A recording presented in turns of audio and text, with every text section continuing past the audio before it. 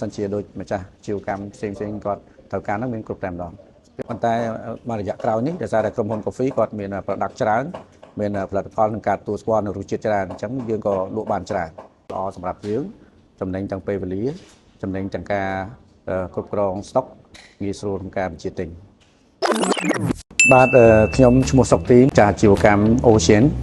ដែលស្ថិតនៅតាមបណ្ដោយផ្លូវ507ស្ថិតនៅភូមិ4សង្កាត់4ក្រុងសេនុខេត្តសេនុបាទការប្រើប្រាស់ app មកទើសឥឡូវហ្នឹងមានរយៈពេល3ឆ្នាំបាទ3ឆ្នាំរួចមកហើយបាទដោយសារតែដំបូងឡើងគឺយើងអត់សូវជាចាប់អារម្មណ៍ទេប៉ុន្តែក្រោយពេលប្រើប្រាស់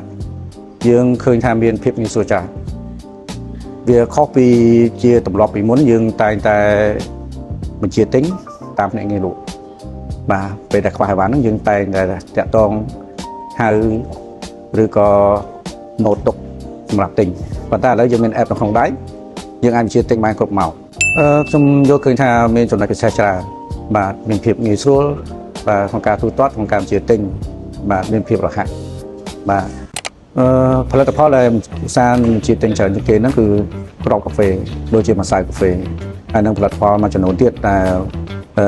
យើងមានអតិថិជនតម្រូវច្រើនដែរមានដូចជាmatchaបាទដូចជាម្សៅសូកូឡាឆូកូឡេតបាទទឹកស្ករជាដើមបាទនៅក្នុង app ហ្នឹងមានច្រើនបើសិនជាដូចម្ចាស់ជីវកម្មផ្សេងគាត់ត្រូវការហ្នឹងមានគ្រប់តែម្ដងពាក់ព័ន្ធជាមួយនឹងវិស័យហាងកាហ្វេការសន្សំបន្ទុកហ្នឹងគឺ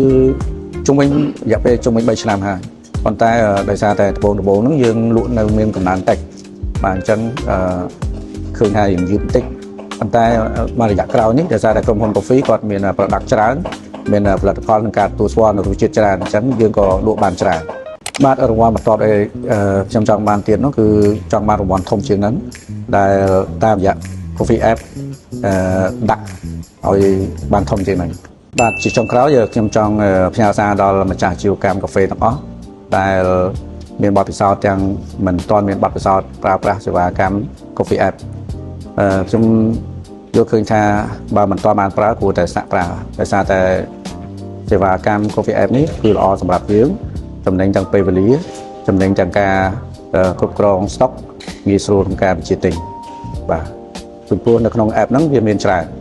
ដែលធ្វើឲ្យម្ចាស់ជីវកម្មមានភាពងាយស្រួល